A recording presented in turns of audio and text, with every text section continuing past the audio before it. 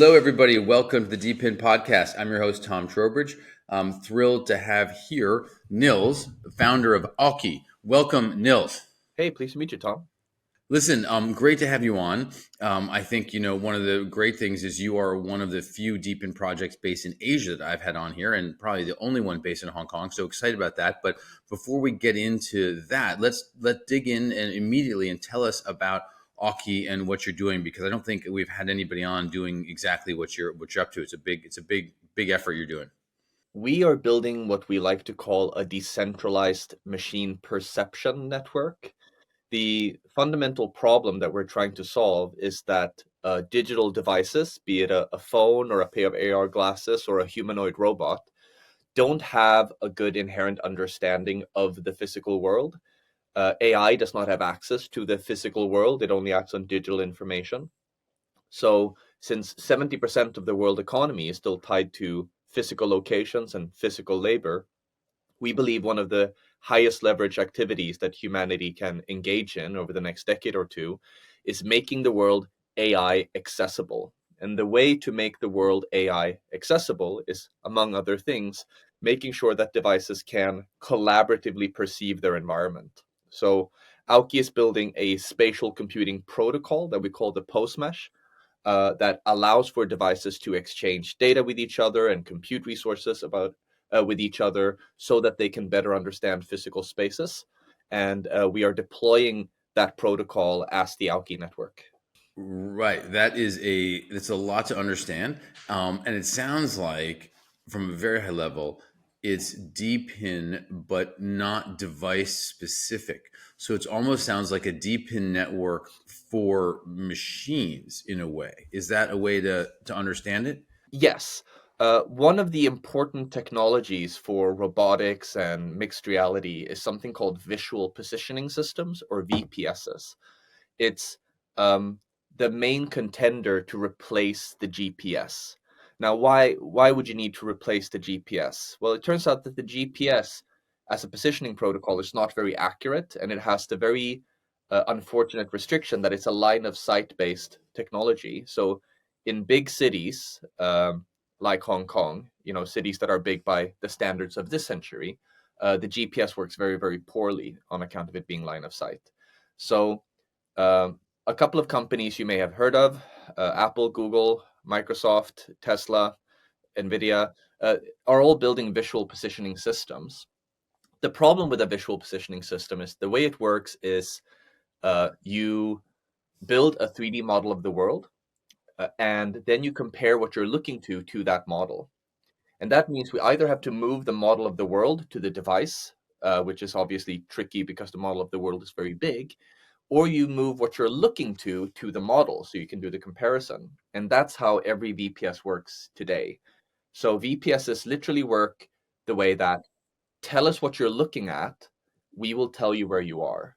And I think that's the biggest threat to privacy and cognitive liberty that civilization has faced to date. So in 2021, we wanted to decentralize the visual positioning stack. And what that means is we wanted each individual venue to have the ability to be a VPS of itself. So that's the root of the postmesh becoming a DePIN, is we wanted robots, AR glasses, devices to be able to seamlessly hop from node to node, server to server, instead of traversing one big digital model of the world, have an easy time to visit local models of local spaces. And on top of that concept, we started building out more functionality to assist the digital devices to be successful in the physical world. Things that will help them reduce their battery consumption, things like this. So the point of the post mesh is to help things like robots navigate the physical world and have access to hyper local data and compute resources. One quick question: how does the RTK network fit into this? Right, because RTK is another positioning technology for which there are several DePIN projects making great strides that are supposed to be, an order of magnitude more precise than GPS. Is that still line of sight and still have those challenges? Yes, so RTK certainly makes the GPS a lot more accurate, but it's still line of sight. So RTK is incredibly useful for things like agriculture, where if you want to have a drone be able to fly over a field of some crop and use computer vision to identify a fungus, for example, be able to pinpoint exactly where that fungus is, so that another robot or the farmer can find that plant and eliminate that plant. You can't do that with normal GPS, but you can do that with something like RTK. So RTK is super cool. I'm a big fan of the work of GeoDNet, who, by the way, partially based in Asia also. They have a big office in Shanghai. Um, and Onokoi also. I think decentralized RTK is a really, really smart DePIN idea. Interesting, but obviously yours is more for the denser urban environments where that's less possible. So help us understand. So how does it work? How do you get the data? What's the data input to your your protocol, your platform? We don't just do the positioning, we also do the mapping, which is something that RTK doesn't do. Like, RTK will give you a coordinate of where you are, but it doesn't tell you anything about your surroundings. Like, it doesn't tell you where can I walk, where can I not walk, things like this. So positioning and mapping are actually two orthogonal things. And we do both the positioning and the mapping. What we ingest is RGB data, video, photos, and then we throw that through an AI tumble dryer that turns it into a machine readable 3D representation that a robot or a pair of AR glasses can use to understand its surroundings. So we convert video to 3D models and convert 3D models to maps and convert the 3D models also to a positioning system. Gotcha. And so where does the video come from? I guess that's where the decentralized network comes in, or the network.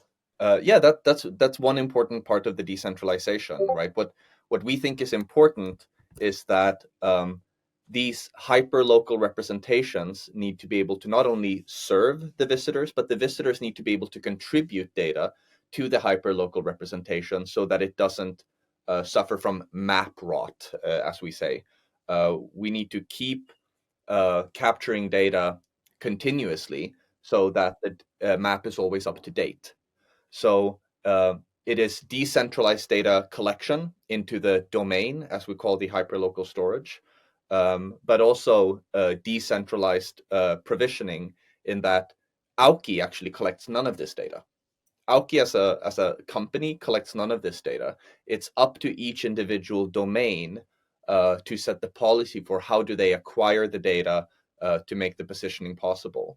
There's a lot of different pieces there to get into, but let's back up for a second because I think there's a much deeper dive we need to get into there. But let's back up and talk about your background and how you ended up here and how you ended up, how you ended up founding Auki. I would say that my career started as a competitive gamer as a teenager. I was playing a game called Tom Clancy's Ghost Recon, which was a first-person shooter game with a twist. The twist being that your aim would be terribly bad whenever you were moving, and for some time after you stopped moving, your aim would be just unworkably bad. And that made it so that the game penalized running and gunning and put a premium on planning out a good strategy and coordinating how to place yourself in your team. And I was super fascinated with this, and ended up training a clan that did very well. We won 4 consecutive championships. And that got me a couple of adult mentors that were interested in how I was using behavioral psychology and what I would later learn is called meme theory to predict how the metagame would change from season to season. And they gave me 2 pieces of advice that I followed. One was you should join the army for a while to grow up, but also um, understand what the difference is between gamified warfare and a live environment. And the other piece of advice was to go study philosophy for a while, so that I could turn what they suspected was an innate ability into something a little bit more structured that could be taught.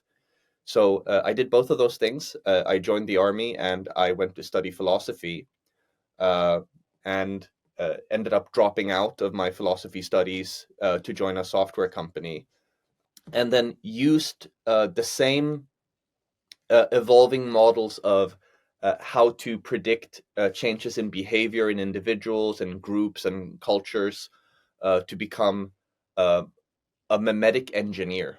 So I started my first company together with a talented guy named Ryan Braley, uh, that we called a cyberpunk consultancy, where between his exceptional coding skills and my memetic engineering skills, we helped companies tackle very futuristic problems.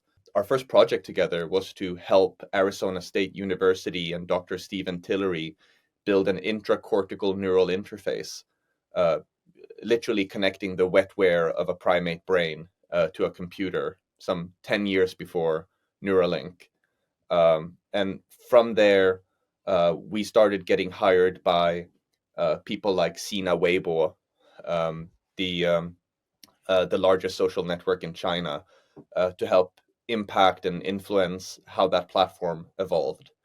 Eventually, that led us to create a product company, a company called TrainTracks.io, which specialized in real time big data behavioral analytics. Um, and We had a failed exit. We ended up not agreeing on the terms, and we took our football and went home and went our separate ways.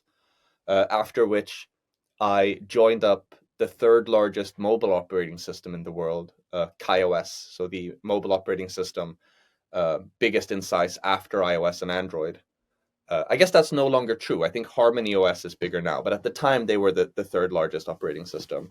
I joined them as their director of data, um, and eventually realized I'm not good at having a job, and started in 2019 what would eventually become Auki. I wanted to make shared augmented reality overlays for the tabletop game Warhammer. That's what I wanted to do. Uh, I didn't know how difficult that would be because digital devices have no good understanding of the physical space. So instead of giving up, I just gave in to autism for 2 years and did a deep dive into spatial computing. And by the summer of 2021, we had invented and patented a couple of things that would eventually lead us to raising around $20 million in seed funding to build a decentralized machine perception network. Really cool. So that's, I mean, it sounds like you're not the first person to come at this from a gaming perspective, but it still isn't the typical background on the DePIN side. That is interesting, and I think there's a bit of a, I think, distrust between the gaming world and crypto, from what I understand, which is sort of interesting. Everyone always sees that. What I also find interesting is we've been here for, this is a little bit of an aside, but you hear for years that the first big use case for crypto is going to be gaming, and it keeps not happening. Um, and so, I find that interesting. And you've gone the other way from being in gaming and moving into crypto, which is, I think, uh, totally get it, and it's a perfect experience for what you're doing. But did you see any of that? Just as you see crypto gaming going the other way, or how do you see that happening? I was kind of dragged kicking and screaming into crypto, actually. Um, I had a couple of early investors that were telling me that we were going to end up launching a token, that what we were building would need a token. And I fundamentally just disbelieved them. In 2021, I think there was plenty of opportunity or plenty of reason to be skeptical. And I certainly was very, very skeptical. So I ended up doing the worst deal financially that I've ever done. I negotiated with one of my early investors, who wanted a right to future tokens, and I agreed to give them a pretty big right to future tokens uh, in exchange for a higher valuation on the equity, because I was so convinced there would never be a token. And Right. then a few months later, I was like, "Fuck! They saw something that I didn't see yet. They Hmm. had understood something about decentralized networks that I hadn't understood yet. And that the two things that pushed me over the edge and pulled me into crypto was realizing that a decentralized network needs still to be able to provide an SLA, right? We need to be able to guarantee the demand side that there will be uptime. And how can we do that if there's no financial penalty for being bad supply side? So I wanted to create a system where you leave a deposit, right? And if you are bad supply, we will take your deposit away. And it turned out that that's super regulated in a lot of jurisdictions, and we wouldn't be allowed to collect deposits in several countries without having the proper license to do that. So it was actually easier and more legally compliant to do it with a utility token than to do it on traditional fiat rails. So that was one big aha moment. And the second big aha moment is, or was, for the fullness of the vision of, imagining you're wearing a pair of all day AR glasses, and when you land in Hong Kong airport, they automatically connect to hyperlocal compute resources there. And as you walk into the subway, it connects to hyperlocal compute resources there. Is that you need payment rails for not just micro transactions, but nano transactions that are cross border. And again, just practically, how do you send half a cent of value across border on financial rails? It's just not happening. And so this was late 2021 when I finally realized, after a couple of months, like, there has to be a token. A DPIN can't run particularly well on traditional financial rails. So I became a very reluctant crypto founder. Yeah. That's great. I mean, you're like, well, maybe they're all doing this crypto stuff actually has a reason. It's not just hype, and I get that. But one thing I will say that you are in good company, and you mentioned the GeoNet guys, is people who come to DPIN from outside of crypto, and that I think is far more. That is very normal. What I've seen in interviewing, DPIN founders is the path to finding crypto to execute what they need to execute as opposed to the solution looking for a problem. I think And that's so, exactly right. I think a lot of crypto founders of other industries have been looking for great things for blockchain to do. So they put blockchain where it doesn't need to go. But people like Mike have an idea of a problem they want to solve in the world and run into, they can't figure out how to solve it without crypto. And that makes a much more powerful solution. yeah, I mean, and just to give you a sense on Fluence, I mean, that's what we did. We're a decentralized compute network, but our compute is off chain, right? The compute has nothing to do with crypto, but how is it incentivized? How is it secured? How is it verified? All of that is crypto related. All of that is on chain. And so that is, we sort of did a similar kind of concept of figuring out where we was most relevant for our protocol. But you mentioned crypto. We're talking about it now. Where do you guys stand with your token economics? How deep are you? Where do you can you lay out kind of how that works? So I was very impressed by Helium, and Helium's capacity to deploy a million pieces of hardware out into the world in record time. I think any future history book that talks about the history of the internet that doesn't mention helium, that's a pretty negligent omission. And I was fascinated with the concept of the burn and mint equilibrium, but at the same time saw what I believe to be some flaws in the burn and mint equilibrium, in that the minting schedule was not tied to the demand. It was a linear over time. So we wanted to create a version with a burn and mint where the mint was proportional to the demand. So we spent 2 years designing something that we now call the burn credit mint mechanism, which we think is just perfect for a DePIN project. And we are very proud that other DePIN projects have started copying this model. We developed it together with the faculty group. Shout out faculty group if you end up listening to this. You're amazing. The idea was that, okay, what does the demand side need? The demand side wants price stability. They want to know what it's going to cost to use the service. So they want to think of pricing dollar denominated, right? They don't want to have token denominated pricing. But at the same time, the supply side actually wants to be rewarded with a speculative asset. So how do you bridge that?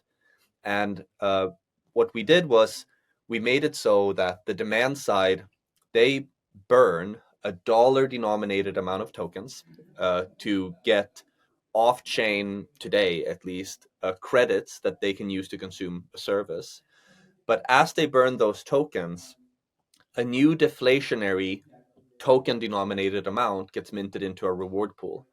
So let's say that you wanted $100 worth of service and you ended up burning 10,000 tokens as part of that. And that means that we mint 5,000 new tokens into a reward pool. And as the credits get consumed and we know which supply served your credits, we can issue the tokens from the reward pool to that supply side. So that does a couple of things. One, you get the uh, token denominated rewards, but dollar denominated spending.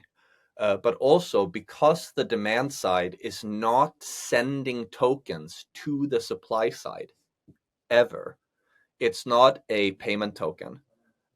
It is, at least in Switzerland, the jurisdiction where we issued the token, absolutely a utility token that is consumed by the uh, supply side. They burn the token to consume the service, and the newly minted tokens are issued programmatically for providing infrastructure to the network, which also makes it not a payment token but a utility token.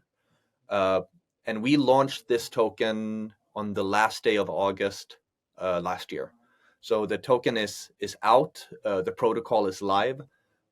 Several of the key functionalities are live already, and we are launching more node types this year and supporting new use cases, building towards our multi-year, if not multi-decade vision of the decentralized machine perception network.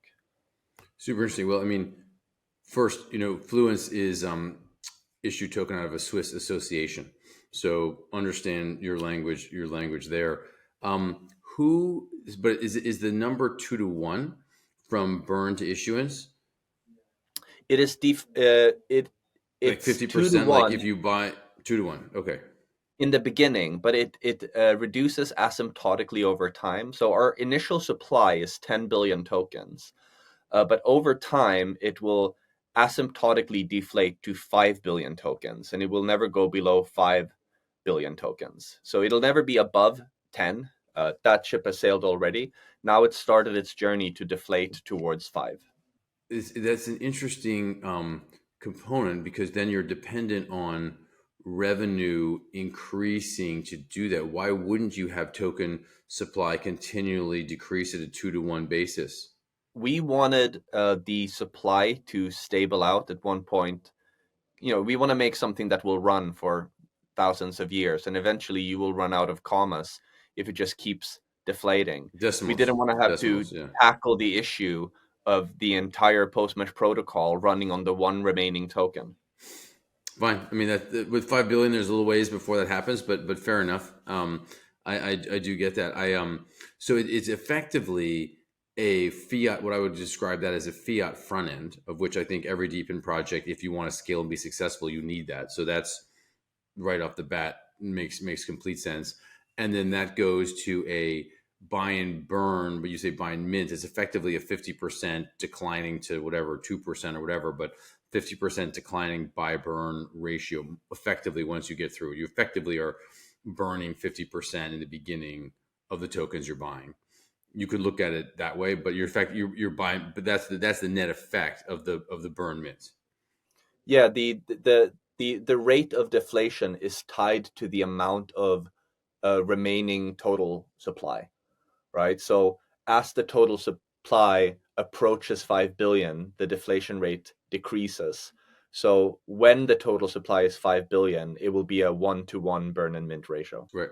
Gotcha. So then it's effectively, but then why does the token appreciate from that point?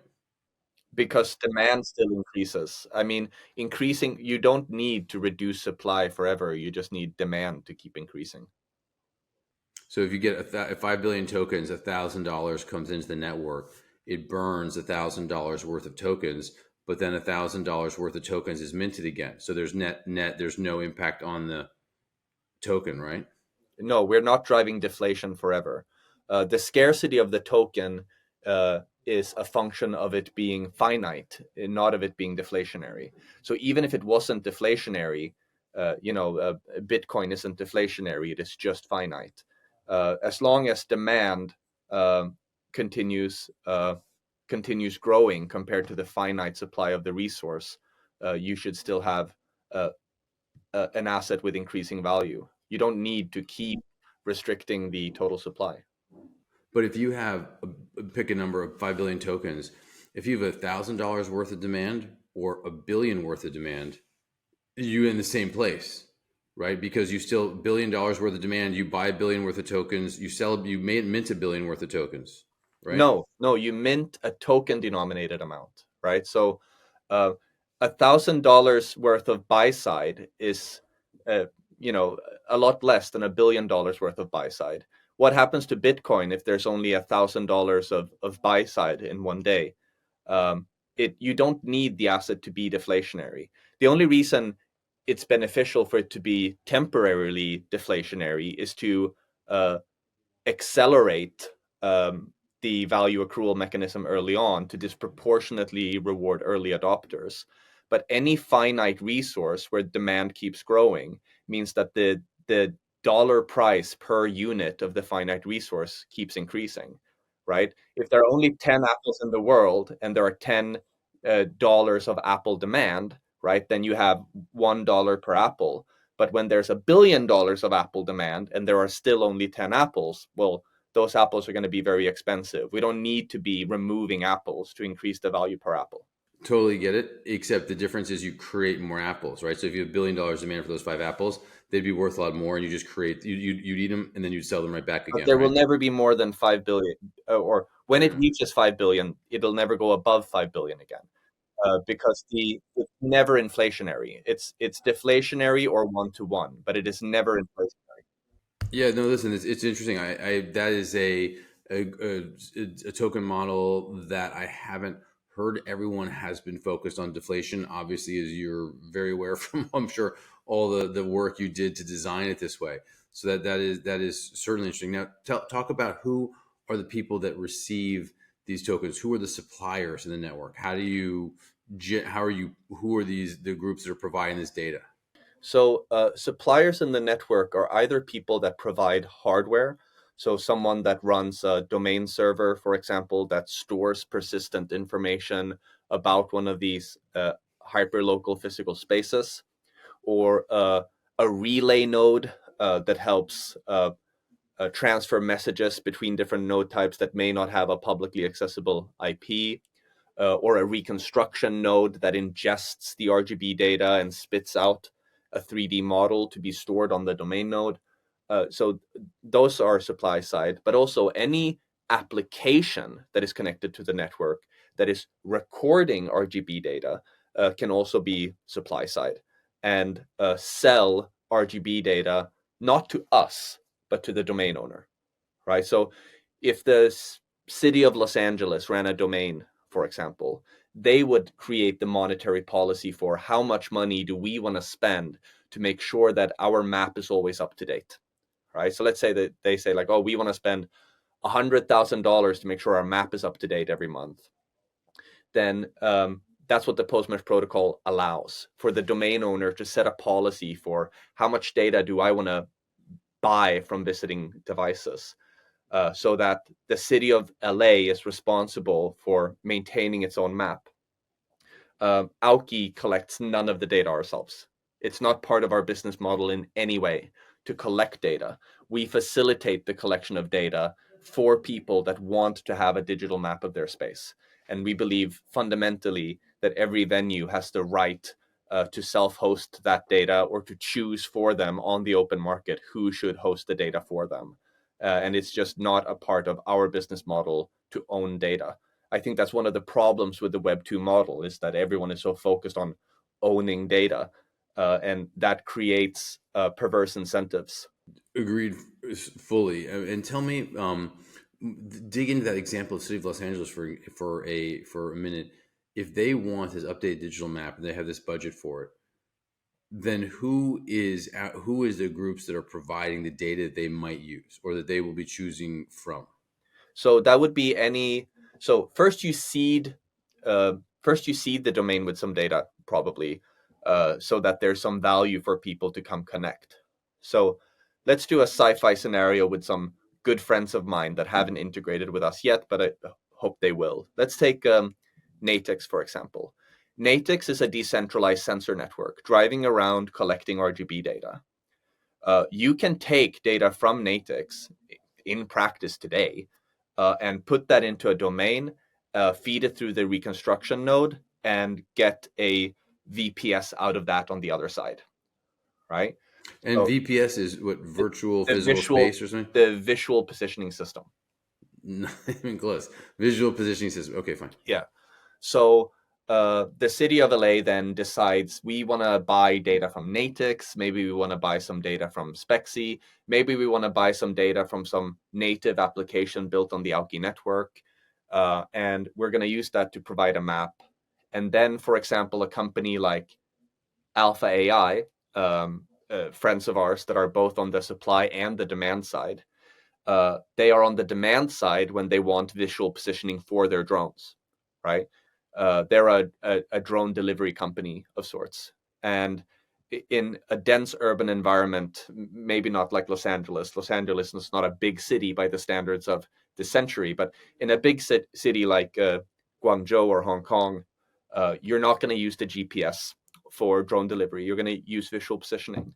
So they want to connect to the visual positioning system to be able to find the balcony or whatever where they're dropping off the coffee.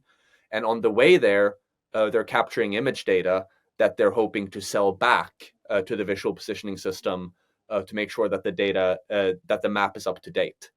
And in the Natix example, is Natix then the provider of the data? And so it goes from tokens being minted, that revenue comes in, tokens are minted, go to Natix, and then Natix does what it does, and you're the providers to Natix. So you're almost a DePIN of DePINs in a way.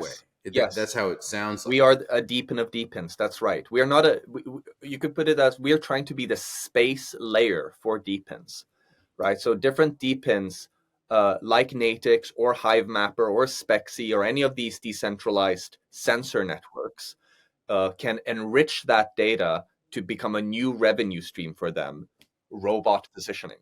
And so you guys basically, so the special kind of, one of the special components what you're doing is the ability to, you mentioned, ingest and process data from different sources, right? Whether it be from dash cams, from whether they're Hive Mapper dash cams, or whether they're phones or Natix, or whether they're drones from Spexy, whatever they are, put all that data together to make it into something that is stitched together and usable, right? Yeah. So, um, I'm a fan of Natix. I've been following them for some time, right? And their business model is collecting data and owning data and reselling data. So, to Natix, we are a potential additional revenue source, right? Yep. If they decide to be a domain owner themselves, for example, cut the city of LA out of the picture, and Natix just say we want to be domain owners.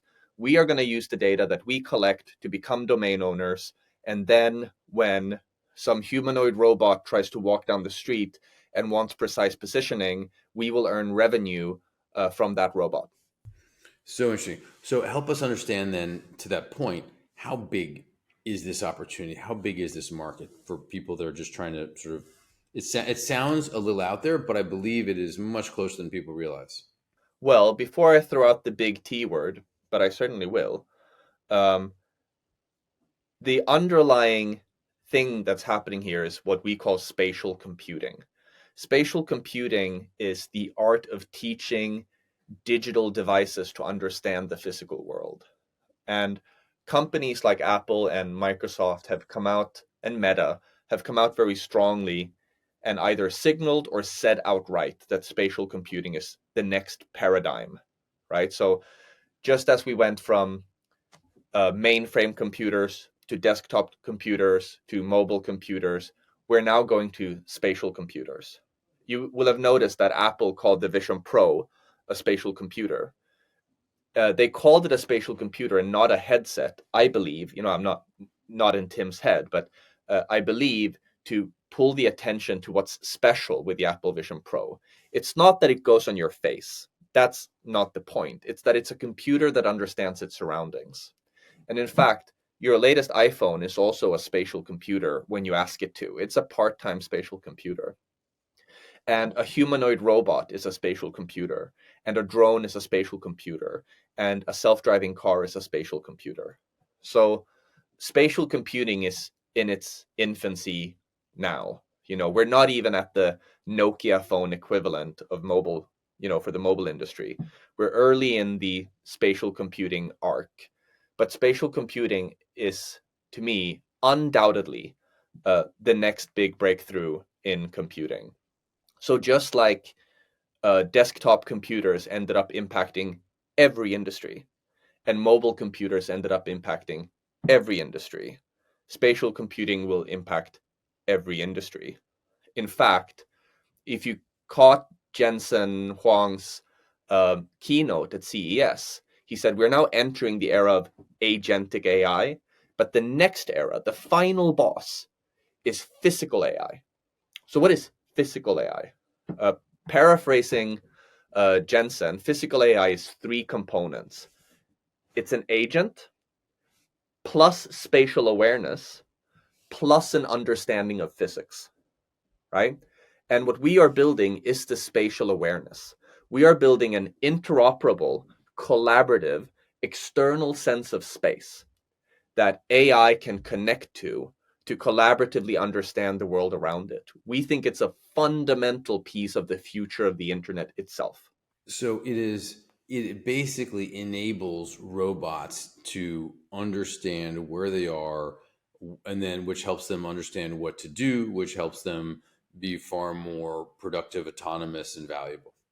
And robots doesn't just mean humanoid robots. It could mean robot vehicles, self-driving cars, right? The whole thing. That's absolutely right. So we imagine a world where, to use two examples, right? One mundane example, like when you send your humanoid robot to go to the grocery store to buy ketchup, you don't want your robot to have to look for the ketchup. You want the robot to just know where the ketchup is, right?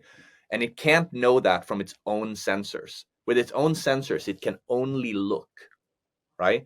But with an external collaborative sense of space, it can know where the previous device saw the ketchup, so that you can just know where the ketchup is and go immediately and pick it up, right? That's the base idea. So how does this translate out into scale? Here's one of my favorite examples, and uh, why we are doing this in Asia.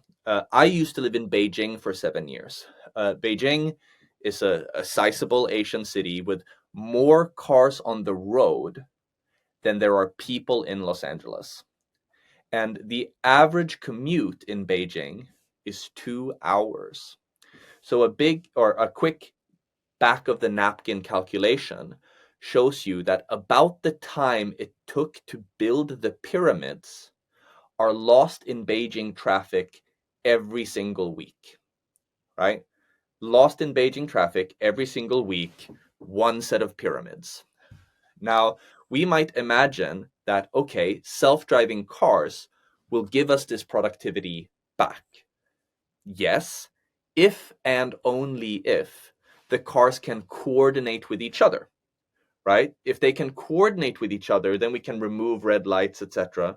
But for them to be able to coordinate with each other, they need to be able to express their relative position and speed, their vectors through physical space with higher degree of precision than you could possibly do through the GPS, and with lower latency than you could do over cloud computing, etc. So if we want a world where self-driving cars can coordinate at speeds greater than 20 miles per hour, then we need to transition to the kind of computing paradigm that we are building with the Auki network. Uh, in fact, in 2014, um, uh, Naval Ravikant wrote this blog post that he called the fifth protocol. He's since then taken it down, but you can still find it if you try. Um, in the fifth protocol, he used uh, autonomous driving as an example for why cryptocurrencies were going to be important. He said that the internet was missing. It has four protocols today, and it's missing a fifth protocol, which is native internet money, so that machines can represent and exchange value with each other at the speed of machine thought. But what he missed, because people don't think enough about spatial computing, they don't intuitively understand that computers don't know anything about the physical world, is that we're also missing a sixth protocol, which is how devices can interoperably, universally talk about space with each other. So we are trying to fill that gap. We believe we are building the sixth protocol, a universal spatial computing protocol to allow every device to find their place literally and figuratively, and be able to communicate about the physical world with each other. And the spatial computer, just to go back to that term because it's so central to everything you're talking about, what is the difference between that and like a 3D digital map? Um, a spatial computer is one that can generate the 3D digital map, right? It's a computer that can reason about the physical world on its own. Like any computer can load a 3D map, but not every computer can generate a 3D map. Fine, but you care about the computers, the robots, the devices using the 3D map. That's the use case of this, right? Yes, And so this 3D map or this spatial computer is what Auki is building, and the 3D map is what everybody else is using. we make it possible to build 3D maps, to collect data for 3D maps in a tokenized way, to process it in a collaborative way, and create these 3D maps so that a robot can use it for navigating. When you navigate as a robot, you don't just look at a map. You have to actually generate a map on the fly for yourself as well and compare what are you Ah, looking at and what where does are the you? world look like. So uh, the technology that's most typically used for this is called SLAM, simultaneous localization and mapping, where the localization is looking at the map and figuring out where you are, and the mapping is looking around the world to figure out what does the world look like around me so that I can do the localization, right? So it's not as easy as send the 3D map to your MacBook and now your MacBook knows where it is, because your MacBook also needs to turn on its own sensors, its own cameras, and have some kind of software running on it that will allow it to interpret its camera feed into something that will allow it to reason about where in the 3D map am I. Fascinating. So that's why this is such a large, that gets to back to the size of the market, which is that you will want every, so many different types of devices to be connected, to be interacting, and they will get value from that precision and from that knowledge effectively. I believe that we are building what AI wants to buy, right? When there are 100 billion AI agents out in the world, be they autonomous delivery drones to humanoid robots to self-driving cars, what do they want? What do they want to buy? They want to buy real-time, up-to-date information about their physical environment so that they can navigate the physical environment. And it is my strong belief that uh, before the end of this decade, there will be a top 5 token that has built a decentralized machine perception network, right? I think ultimately the top 4 tokens will be some order of hard money. Today that's Bitcoin. Programmable money. Today that's Ethereum. Stable money. Today that's USDT, I think is the biggest one. And then finally robot money, right? Uh, so it is my very, very high conviction that that is the ultimate destination of DePIN, right? DePIN will evolve in the fullness of time to become the decentralized machine perception network. So maybe 10 years from now, if Fluence has been incredibly successful, you will have purchased and merged with projects like Natix and Auki that form the decentralized machine perception stack. So my prediction is that DePIN will converge to solve the true big problem, which is how do we make the physical world AI accessible? It's a super compelling vision. And just to get in terms of execution, do you roll this out market by market, customer by customer? Is it Los Angeles today and Detroit in 6 months when Detroit cares about it? Is it country based? How do these things stitch together, or is it localized spots? So our bet, the way we are doing it, is that we are going after retail environments first. We're in the process of rolling out into 1,000 retail environments right now. We have a goal to roll into 100,000 retail environments over the next 3 years. And we make those retail environments AI accessible. We make them navigable by robot. We make them navigable in AR. We create productivity tooling for the staff and marketing tooling for the shoppers so that we can revolutionize physical retail.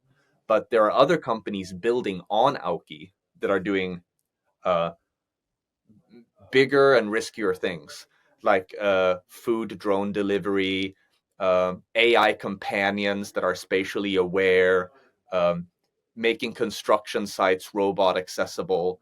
There's a lot of cool things that are being built on the Auki network.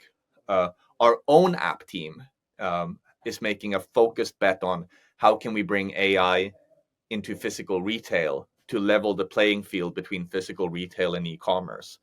But ultimately, I believe spatial computing will touch every industry, one vertical at a time. Really, really interesting. That is a much larger vision for DeepIn, and frankly, the importance of DeepIn. Because flip it the other way, if you aren't successful, if DeepIn isn't involved in this, then to your sort of worst case scenario, you end up probably with these type of maps being proprietary and generated by the large businesses that we know, which would lead to a whole nother suite of products that you're sort of obligated to buy in that vertical, I suppose. And with privacy pricing, a whole number of kind of negatives that would result from that, I guess. There is a lot left to build, certainly, and a lot of room to grow. I believe religiously that the next $1 trillion company or project, up there with Apple and the like, will be a spatial computing company. And it's my strong conviction that building a decentralized machine perception network will outperform Web 2's. Essentially. Yeah, like I think DePIN will win. DePIN is an inevitable global movement. Shout out Salad EV3. Yep. And I've convinced myself that my favorite flavor of Kool-Aid is that DePIN will consolidate into the decentralized machine perception network. It's the final destination of DePIN as a concept, is to become the decentralized nervous system of AI, to make the world AI accessible. If I could describe it in one sentence, right? DePIN will allow us to make the world accessible to AI. Gotcha. Yep. And we'll do so in presumably an open way that also rewards a whole number of communities as well. We should pray that it does, right? We should pray that we get civilization scale infrastructure funded, owned, and operated by the people, and not civilization scale infrastructure used by private corporations to absolutely spy on us. Strong agreement with you there for sure. Well, listen, how do people get involved? How do they follow you? How do they learn more about everything related to what you're up to? How do they participate? Tell us what to do. You can follow us at Auki Network on X. I am Brewed Sugar on X. And you can read our white paper on auki.ai/white paper. Please read it, slide into my DMs. We are always looking for more talented builders. to build new robotic applications or drone applications or XR applications. And we're hiring. If you want to help build, get involved. Excellent. Listen, thanks for being on. Really interesting to hear about this, and I think we want to have you back on. We can actually, when we can navigate one of these maps and kind of test one out. I think that'll be so fun to be able to do it on at a future time. So Absolutely. Let's do we'll it. we'll do it we'll do it next time. But listen, thanks again.